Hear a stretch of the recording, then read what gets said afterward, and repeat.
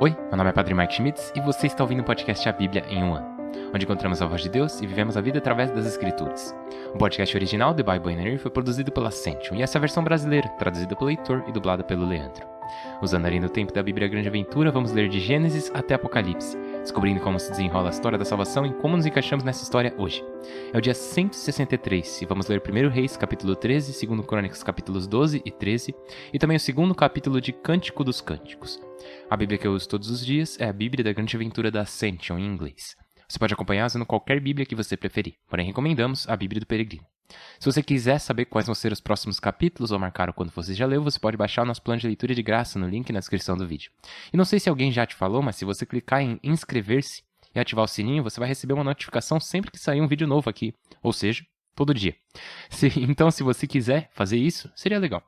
E como eu disse, hoje vamos ler o capítulo 13 de 1 Reis e os capítulos 12 e 13 de 2 Crônicas. E algumas coisas para se ter em mente antes de começarmos. O reino de Israel se dividiu, né? É o período do reino dividido. O reino no norte usa o nome de Israel e é composto pelas 10 tribos que se rebelaram, por assim dizer. Então, quando nos referirmos a Israel aqui nesse período, enquanto estamos lendo esse período, estaremos nos referindo ao reino do norte, composto pelas 10 tribos. E no sul você tem o reino de Judá, que é composto pelas tribos de Judá e de Benjamim. E Judá é a linhagem de Davi, e é a linhagem de Davi que leva a Jesus. Então essa é a linhagem mais importante. Porém, ao mesmo tempo, Deus prometeu que o povo de Israel, como um todo, seria abençoado. Né? Todas as 12 tribos, todos os 12 filhos de Israel, todas elas são importantes, todas elas serão abençoadas. E é por isso que continuamos a seguir a história do povo do norte, o reino de Israel. Mas vamos ver Israel em guerra com Judá. E aí você fica, vixe, agora, para quem eu torço? E é complicado, porque se trata meio que de uma guerra civil, né? Irmão contra irmão. Na verdade, no caso, realmente é família contra família. Porém, assim, tenha em mente que o reino do norte, Israel, e o reino de Judá, o sul, Judá é bem menor, porém é através de Judá que Deus vai abençoar o mundo todo, que ele vai restaurar a adoração. É da tribo de Judá que o rei dos reis vai vir. Então, acabamos tendo mais interesse no sul, né, no reino de Judá. Mas assim, o reino do norte também é muito importante, mas de uma maneira diferente. E é isso. Uau! Dia 163. Bora começar. O primeiro livro de Reis, capítulo 13. O profeta de Judá. Quando Jeroboão, de pé junto do altar, se preparava para queimar incenso, chegou de Judá a Betel um homem de Deus enviado pelo Senhor. Por ordem do Senhor, gritou contra o altar: Altar, altar! Assim diz o Senhor: nascerá um descendente de Davi, chamado Josias, que sacrificará sobre ti os sacerdotes dos lugares altos que queimam incenso sobre ti, e queimará ossos humanos sobre ti. E ofereceu um sinal. Este é o sinal anunciado pelo Senhor. O altar rachará, e a cinza que está sobre ele se derramará. Quando o rei ouviu que o homem de Deus gritava contra o altar de Betel, do altar estendeu o braço, ordenando: prendei-o. Mas o braço estendido contra o profeta ficou rígido, sem poder encostar-se ao corpo, enquanto o altar se rachava e a cinza se derramava, conforme o sinal anunciado pelo homem de Deus em nome do Senhor. Então o rei suplicou ao homem de Deus: por favor, aplaca o Senhor teu Deus e reza por mim, para que eu recupere o movimento do braço. O homem de Deus aplacou o Senhor, e o rei recuperou o movimento do braço, que ficou como antes.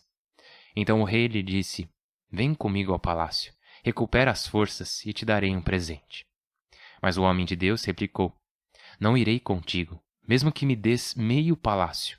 Não comerei nem beberei nada aqui, pois o Senhor me proibiu comer, beber ou retornar pelo mesmo caminho. Depois foi por outro caminho, sem voltar pelo caminho pelo qual tinha ido a Betel. Vivia em Betel um velho profeta, e quando seus filhos foram contar-lhe o que o homem de Deus tinha feito naquele dia em Betel e o que havia dito ao rei, seu pai lhes perguntou: que caminho tomou? Seus filhos lhe indicaram o caminho que havia tomado o homem de Deus vindo de Judá, e ele ordenou-lhes: selai o burro. Eles o selaram, montou e partiu atrás do profeta. Encontrou-o sentado sob um carvalho e perguntou-lhe: és o homem de Deus que veio de Judá? O outro respondeu: sim. Disse-lhe então: vem à minha casa tomar alguma coisa. Mas o outro respondeu: Não posso voltar contigo, nem comer ou beber nada aqui, pois o Senhor me proibiu comer ou beber aqui, ou voltar pelo mesmo caminho. O outro então lhe disse: Também eu sou profeta como tu, e um anjo me disse, por ordem do Senhor, que te leve à minha casa para que comas e bebas alguma coisa. E assim o enganou. Levou-o consigo, e ele comeu e bebeu em sua casa. Mas quando estavam sentados à mesa, o Senhor dirigiu a palavra ao profeta que o fizera voltar, e este gritou ao homem de Deus vindo de Judá: Assim diz o Senhor: Por teres desafiado a ordem do Senhor, não fazendo o que te ordenava o Senhor teu Deus, por voltares para comer e beber aí onde ele te havia proibido, não enterrarão teu cadáver na sepultura de tua família. Depois selou-lhe o burro, e o outro partiu. Mas pelo caminho saiu ao encontro dele um leão e o matou. Seu cadáver ficou estendido no caminho, e o burro e o leão ficaram de pé junto a ele. Alguns viajantes viram o cadáver estendido no caminho e o leão de pé junto ao cadáver, e foram dar a notícia na cidade em que vivia o velho profeta. Quando o soube, comentou: É o homem de Deus que desafiou a ordem do Senhor. O Senhor o terá entregue ao leão, que o matou e despedaçou, como o Senhor disse. Depois ordenou a seus filhos: Selai o burro. Eles o selaram. Foi e encontrou o cadáver estendido no caminho. O burro e o leão estavam de pé junto ao cadáver. O leão não havia devorado o cadáver, nem despedaçado o burro. Ele recolheu o cadáver do homem de Deus, acomodou-o sobre o burro e o levou à cidade para fazer-lhe os funerais e enterrá-lo. Pôs o cadáver em sua própria sepultura, entoando para ele a lamentação: Ai, irmão! Depois de o enterrar, falou a seus filhos: Quando eu morrer, enterrai-me na sepultura em que está enterrado esse homem de Deus. Colocai meus ossos junto aos seus, porque certamente se cumprirá a ameaça que proferiu, por ordem do Senhor, contra o altar de Betel e contra todas as capelas dos lugares altos que há nos povoados de Samaria. Mas, depois disso, Jeroboão não se converteu de sua má conduta, e voltou a nomear gente do povo como sacerdotes dos lugares altos. Consagrava sacerdote dos lugares altos quem o desejasse. Esse modo de agir levou a dinastia de Jeroboão ao pecado, motivando sua destruição e extermínio da terra. O segundo livro de Crônicas, capítulo 12. Mas quando Roboão consolidou seu reino e se tornou forte, ele e todo Israel abandonaram a lei do Senhor. Por ter se rebelado contra o Senhor, no 5º ano de seu reinado, o rei do Egito, Sesaque, atacou Jerusalém com 1.200 carros, 60.000 cavaleiros e inumerável multidão de líbios, suquitas e cuxitas procedentes do Egito. Conquistaram as fortalezas de Judá e chegaram a Jerusalém. Então o profeta Semeías apresentou-se a Roboão e às autoridades de Judá, que se haviam reunido em Jerusalém com medo de Sesaque, e disse-lhes: Assim diz o Senhor: Vós me abandonastes, e por isso eu agora vos abandono nas mãos de Sesaque. As autoridades de Israel e o rei confessaram humildemente: O Senhor tem razão. Quando o Senhor viu que se tinham humilhado, dirigiu sua palavra a Semeías: Foram humildes, não os destruirei. Em breve eu os salvarei e não derramarei minha cólera sobre Jerusalém por meio de Sesaque. Mas ficarão submetidos a ele, a fim de que aprendam a distinguir entre servir a mim e servir aos reis da terra. Sesaque, rei do Egito, atacou Jerusalém e se apoderou dos tesouros do templo e do palácio. Levou tudo, também os escudos de ouro que Salomão tinha feito. Para substituí-los, o rei Roboão fez escudos de bronze, confiando-os aos chefes da escolta que vigiavam o acesso ao palácio. Toda vez que o rei ia ao templo, os da escolta os pegavam e depois tornavam a deixá-los no corpo da guarda. Por ter se humilhado, o Senhor afastou dele sua cólera e não o destruiu completamente. Também em Judá houve certo bem-estar. O rei Roboão se reafirmou em Jerusalém e continuou reinando. Quando subiu ao trono, tinha 41 anos e reinou 17 em Jerusalém, a cidade de que o Senhor havia escolhido como propriedade pessoal entre todas as tribos de Israel. Sua mãe chamava-se Naama e era amonita. Agiu mal, porque não se dedicou de coração em servir ao Senhor. As façanhas de Roboão, das primeiras às últimas, estão escritas na história do profeta Semeías e do vidente Ado. Houve contínuas guerras entre Roboão e Jeroboão. Quando morreu, foi enterrado na cidade de Davi. Seu filho Abias reinou em seu lugar. Capítulo 13. Abias de Judá, de 914 a 911. Abias subiu ao trono de Judá no 18º ano de Jeroboão. Reinou 3 anos em Jerusalém. Sua mãe chamava-se Maaca e era filha de Uriel, de Gabaa. Houve guerra entre Abias e Jeroboão. Abias começou a guerra com um exército de 400.000 soldados valentes. Jeroboão o enfrentou com 800.000 soldados valentes. Abias se posicionou no topo do monte Semeron, na serra de Efraim, e gritou: Jeroboão, israelitas, escutai-me. Por acaso não sabeis que o Senhor, Deus de Israel, com a aliança de sal, concedeu a Davi e a seus descendentes o trono de Israel para sempre? Mas Jeroboão, filho de Nabate, empregado de Salomão, filho de Davi, revoltou-se contra seu senhor, cercando-se de gente desocupada e sem escrúpulos que se impuseram a Roboão, filho de Salomão, aproveitando-se do fato de que não podia dominá-los por ser jovem e fraco de caráter. Agora estáis dispostos a enfrentar o reino do Senhor, administrado pelos descendentes de Davi. Vós sois muito numerosos, tendes convosco os ídolos feitos por Jeroboão, os bezerros de ouro. Expulsastes os aaronitas, os sacerdotes do Senhor, e os levitas. Fizestes sacerdotes para vós como os povos pagãos. Ordenais sacerdotes dos falsos deuses qualquer pessoa que traga um bezerro e 7 carneiros. Quanto a nós, o Senhor é nosso Deus, e não o abandonamos. Os sacerdotes que servem ao Senhor são os aaronitas, e os encarregados do culto são os levitas. Oferecem ao Senhor holocaustos de manhã e de tarde, e perfumes aromáticos. Apresentam os pães sobre a mesa pura, e acendem todas as tardes o candelabro de ouro com suas lâmpadas. Porque nós observamos as prescrições do Senhor nosso Deus, que vós abandonastes. Sabei que Deus está conosco na vanguarda. Seus sacerdotes darão com as trombetas o toque de guerra contra vós. Israelitas, não luteis contra o Senhor, Deus de vossos pais, pois não podereis vencer. Enquanto isso, Jeroboão destacou uma patrulha para surpreendê-los pelas costas. O exército ficou diante dos de Judá e o destacamento às suas costas. Voltando-se, os judaítas perceberam que eram atacados pela frente e por trás. Clamaram então ao Senhor, os sacerdotes tocaram as trombetas, a tropa lançou o grito de guerra, e nesse momento Deus derrotou Jeroboão e os israelitas diante de Abias e Judá. Os israelitas fugiram diante dos judaítas e o Senhor os entregou em suas mãos. Abias e sua tropa lhes infligiram grande derrota, caindo mortos 500.000 soldados de Israel. Nessa ocasião, os israelitas foram humilhados, ao passo que os de Judá se tornaram fortes por se terem apoiado no Senhor, Deus de seus pais. Abias perseguiu Jeroboão, ele arrebatou algumas cidades: Betel e seu distrito, Gesana e seu distrito, Efron e seu distrito. Jeroboão não conseguiu recuperar-se nos tempos de Abias. O Senhor o feriu e ele morreu. Abias, ao contrário, tornou-se sempre mais forte. Teve 14 mulheres e gerou 22 filhos e 16 filhas.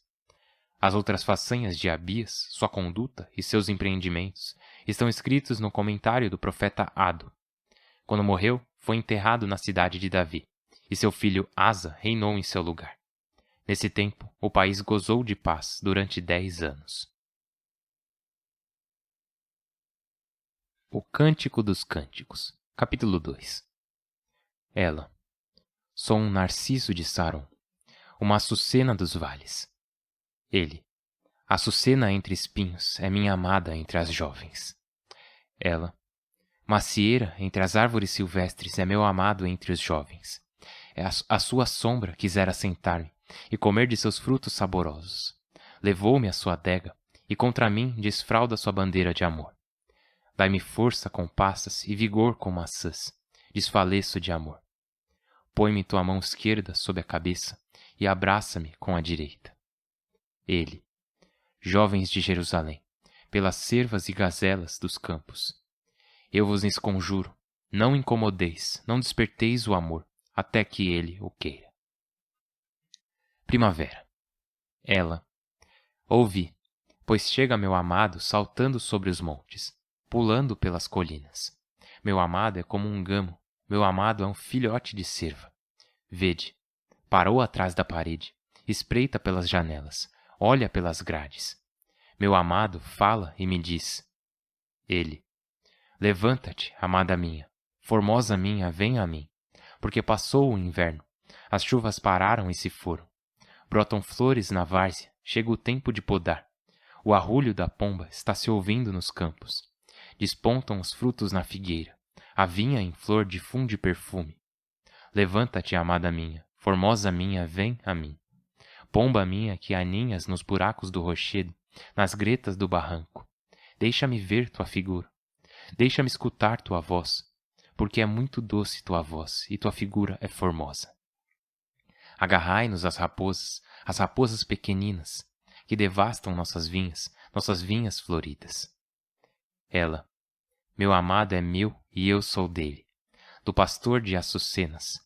Enquanto sopra a brisa e as sombras se alongam, retorna, amado meu, imita o filhote de gazela por montes e quebradas.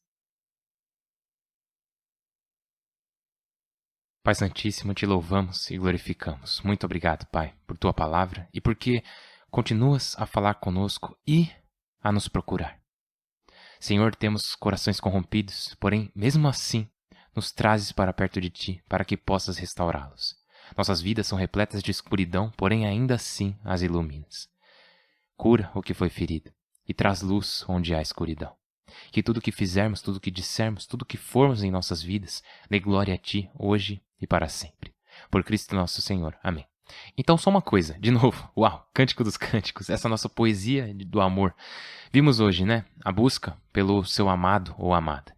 E nisso vemos Deus que está buscando aqueles que Ele ama. Está nos buscando o amor de Israel, buscando aqueles que pertencem a Ele e à sua igreja. Vemos Jesus, o noivo, buscando sua noiva, a igreja. E nos mostra novamente essa vontade que Deus tem por nós, esse desejo que Ele tem de poder nos amar. E como respondemos a isso? E assim, não se trata de... A mensagem é que Deus nos amou primeiro. E isso é importante de entender, especialmente aqui no Cântico dos Cânticos. Ler isso e perceber...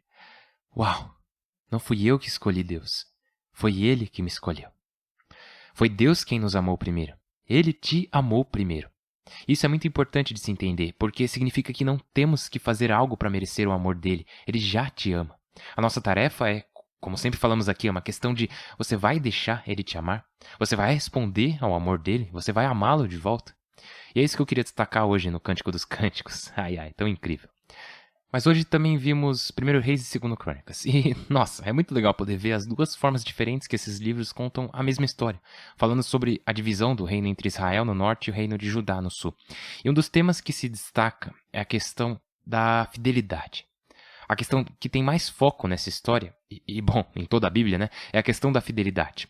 E vemos esse padrão de que quando o povo de Israel ou o povo de Judá são infiéis, coisas ruins acontecem.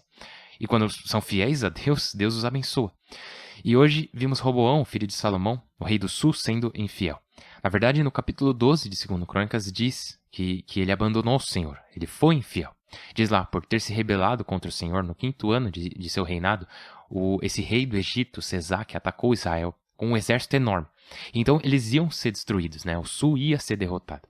Porém o profeta Semeías aparece e fala com Roboão. Isso é muito importante, isso vai acontecer várias vezes, de tipo, vai ter um rei, o povo e um profeta. Aí o profeta vai falar e às vezes o povo vai ouvi-lo e às vezes não. E nesse caso, Roboão e as outras autoridades ouviram o que o profeta estava dizendo e se arrependeram de seus pecados. Eles dizem, o Senhor tem razão. Então Deus diz, ok, ótimo, por terem se arrependido, vocês não serão destruídos, porém seus atos têm consequências.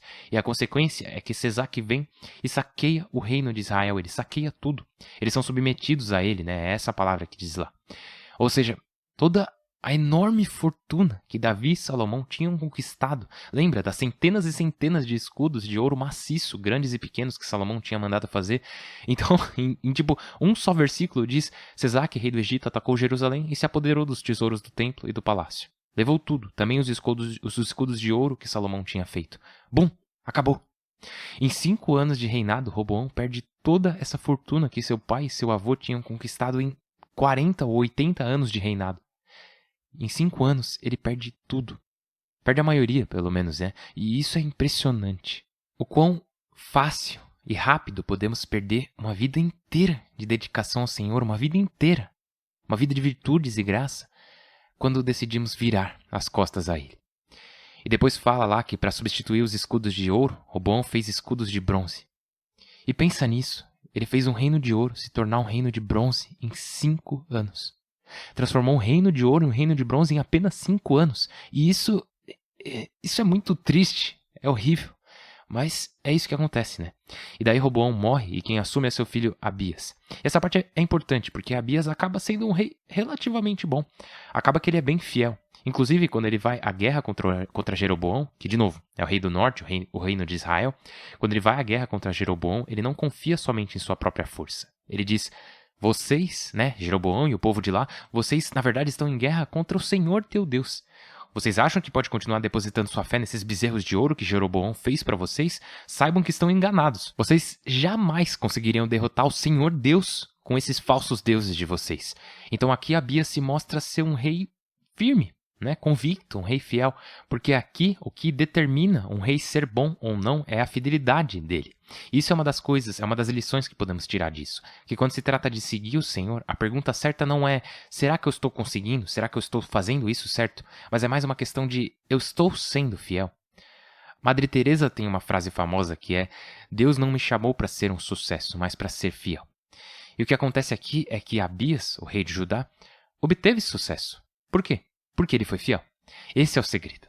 Só mais uma coisa sobre 1 Reis capítulo 13, porque eu acabei pulando e não falei dessa parte ainda. Nesse capítulo, um homem de Deus vem de Judá, não diz lá o nome dele, né? Ele vem lá do reino de Judá até o norte, até Jeroboão.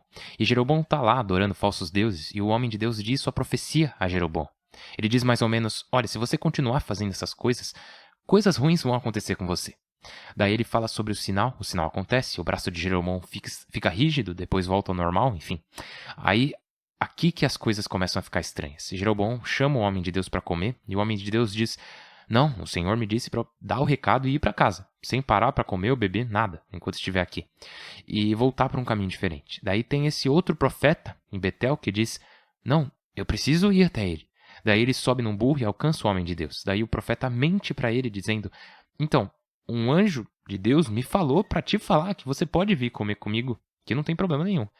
E o que acontece é que o homem de Deus acredita nele, vai até a casa dele, come com ele. Daí no caminho de volta vem um leão e o devora. Desculpa, não devora, né? Ele só mata. Daí o profeta de Betel meio que se arrepende do que ele fez. Ele percebe que por culpa dele, por conta da mentira que ele contou, o homem de Deus agiu contrário à palavra de Deus. Daí ele vai até o cadáver dele e o enterra em sua própria cova, em sua própria sepultura, e pede a seus filhos, quando eu morrer, me enterre na mesma cova que esse homem, cuja morte eu fui o responsável. E essa história é muito interessante, é meio estranha, mas é interessante. E o tema que ela aborda tem tudo a ver com o tema desse livro, do tema de muitos livros do Antigo Testamento, na verdade. Que é, olha, quando você souber o que Deus quer que você faça, só faça o que Ele disse. Quando você souber o que Deus te pediu para fazer, só faça o que Ele pediu. Porque a nossa tentação é dizer, peraí, será que alguém tem uma outra visão sobre como lidar com isso? Será que alguém tem uma ideia diferente sobre o que fazer nessa situação? Até São Paulo diz, até mesmo se um anjo da luz vier até você e contar um evangelho diferente do que o que lhe contamos, não acredite nele. Talvez ele estava até fazendo uma referência velada a esse capítulo que lemos hoje, em que o homem de Deus acreditou no profeta de Betel que tinha recebido uma mensagem de um anjo de Deus. E o nosso chamado é fazer o que sabemos que Deus nos pediu para fazer. Mesmo se alguém chegar e dizer, ei, por que você não faz tal coisa? Ou alguém que respeitamos falar, mas também não é assim, não tem nada a ver, Deus não tem nada contra isso. Temos de responder, Deus me disse para não fazer isso, portanto não vou fazer.